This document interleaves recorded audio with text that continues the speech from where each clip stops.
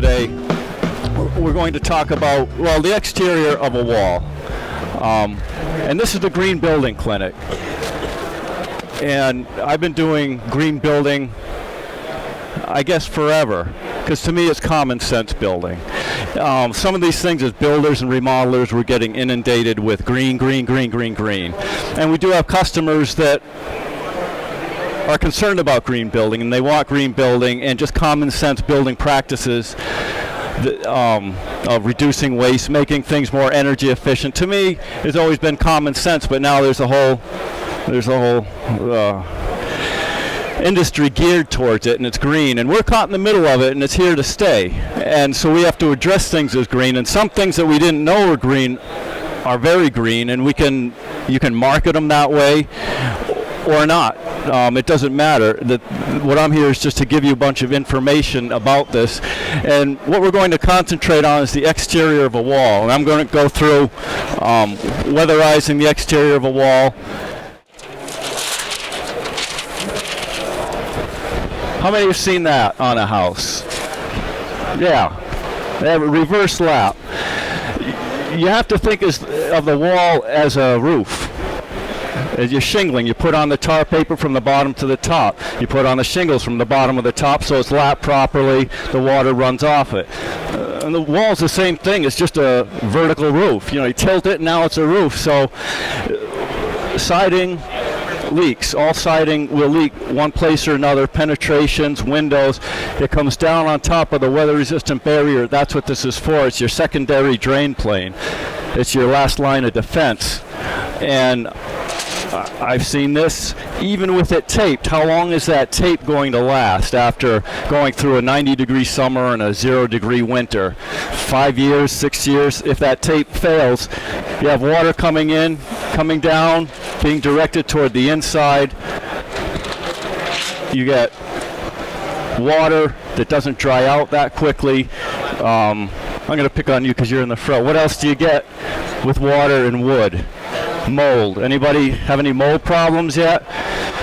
Yeah, it used to be no big deal. A little bit of mold, you wash it off, you bleach it, no big deal. Now it's the guy in the hazmat suits come, the lawyers come, and if you haven't had it happen to you, you'll be involved with it one way or the other, whether you're fixing it or whether a job you did 5 years ago leaks somewhere and they pull it apart and it's all black there, or even worse, it's black on the inside wall cavity, which is what happens. So what we want to avoid is reverse lapping.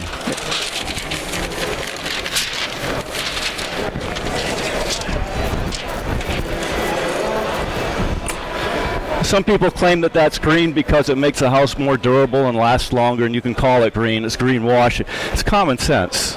And that's what I mean by green being common sense. So just lap it properly, tape it properly. Putting the windows in. We drive by a house, and I look over there, and I point, and my wife says, "Yep, I know, they didn't use a sill pan, and they reverse lapped the top of the window." And she knows. She's a nurse. She doesn't know building, but she'll see this piece going, if they use tape, it'll go behind the tape and down inside because they wrapped it in and then they taped it. People still do that out there. If the water gets in behind the house wrap, which it can do, and comes down, it's being directed toward the inside of the house. So if nothing else, the last thing you want to do after you tape this, because if it does get behind the house wrap, it follows the wall down, hits the tape, and is directed toward the outside. If it's on top of the house wrap, it comes down, it's directed toward the outside. Again, if you're putting a skylight in, you'd never think of putting the tar paper underneath the skylight. Windows the same thing, except it's vertical. You have to think starting from the bottom up, going all the way down, and then taping the corners here, and then taping across the bottom, but not, and I'm not going to do it, not taping all the way. We just put little pieces across here, skip tape. Again, if any water gets down, we want to leave little weep holes for the water to come out. Say we are up there about to do our siding, and you make a slice. How do you fix it? Tape it, put a piece of tape over, you're done. How long will that tape last? We're relying on adhesive for that. Or it could be a dryer vent that a plumber cut. I'm going to blame plumbers. You give a plumber, never mind. A plumber and a sawzall are my scariest thing that I've seen. They cut everything up. But anyway, there are holes, there are rips. If you make a rip, you know, and you're just doing the siding, you're responsible for. If it's your job and you see rips or tears, you don't want to just put a piece of tape over it or put a patch on it and tape that, because you're relying on the adhesive for the water. What you want to do is maybe make the rip a little bigger, or yeah, no, that's fine, and then just weave it in. I could go across the top, do the same thing, just weave it in like that, tape it.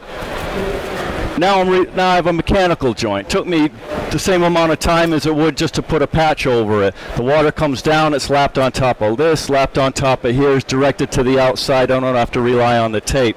So it's those little common sense things that really makes a difference.